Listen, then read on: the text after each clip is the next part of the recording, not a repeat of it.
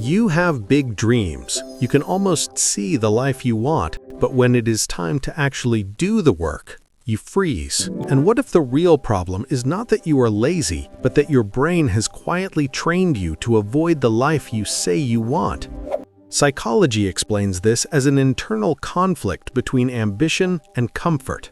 Part of you wants growth, achievement, and self-respect. Another part of you wants comfort, ease, and immediate relief. That is why a few minutes of scrolling become an hour.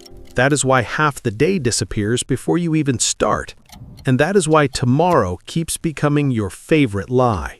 This is not about intelligence. It's not about talent. It's not even about being a bad person. It's about a pattern your brain has learned over time. And the good news is that patterns can be changed. Here's what's happening psychologically. When you think about your goals, your brain doesn't just see success. It also sees effort, uncertainty, and the possibility of failure.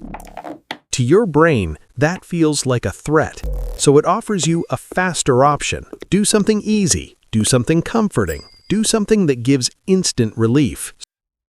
Scrolling, videos, games, random content. Your brain rewards avoidance with dopamine. And every time you choose relief over action, the avoidance loop gets stronger. So the real cost of comfort is not just wasted time, it's training your brain to believe your dreams are optional. This is why motivation will not save you. Motivation is a feeling. Feelings rise and disappear. What changes lives is structure, systems, and repeated behavior. But there is another hidden problem: perfectionism. You wait for the perfect plan, the perfect mood, the perfect conditions, and while you wait, life keeps moving. Perfectionism is not excellence, it's fear disguised as high standards. As long as you never truly try, you can keep believing you might have become amazing someday. That fantasy feels safer than reality because reality can answer back. And deep down, you may be afraid that if you try and fail, you will have to face the possibility that you are not as exceptional as you imagined. That fear is why ambition without action feels so psychologically exhausting.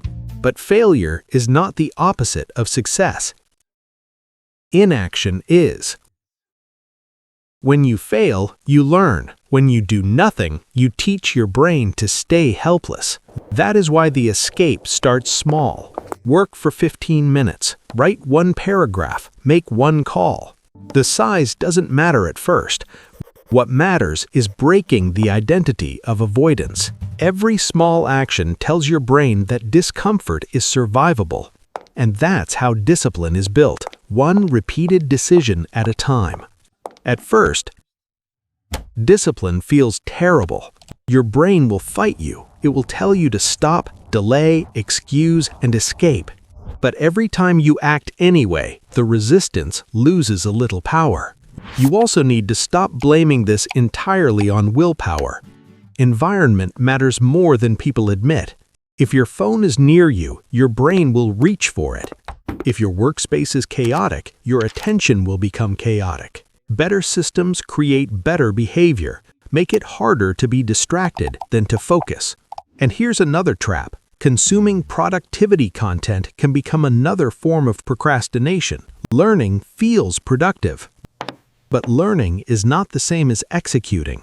At some point, more information stops helping and starts protecting you from action. You also need to accept something humbling. Your first attempt will probably be bad. That's normal. That's not evidence you should stop. That's evidence you started. Quality comes later. Consistency comes first. And yes, you will slip. But successful people don't avoid mistakes. They avoid turning one bad day into a new identity. The real skill is coming back quickly. And that's where self-compassion becomes powerful.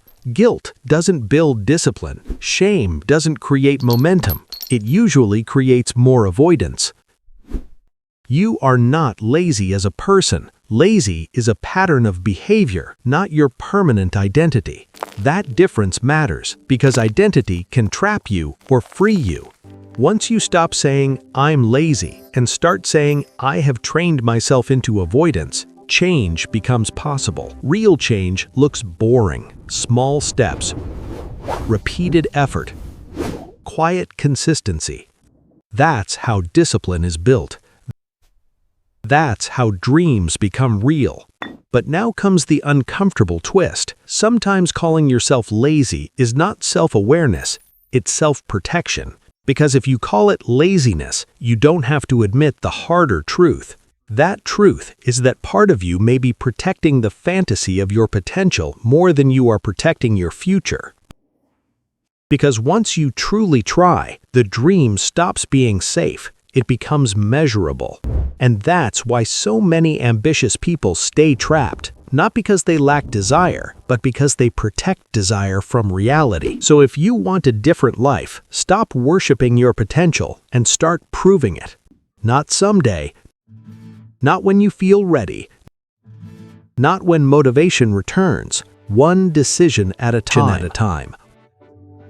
One uncomfortable step at a time, because the version of you that actually acts is not waiting to be discovered, it's waiting to be built, and the longer you delay that, the more your comfort becomes your prison. If this exposed a pattern you've been hiding from yourself, like, subscribe, and share it with someone who dreams big but keeps disappearing into comfort, because the next psychology video might show them exactly why.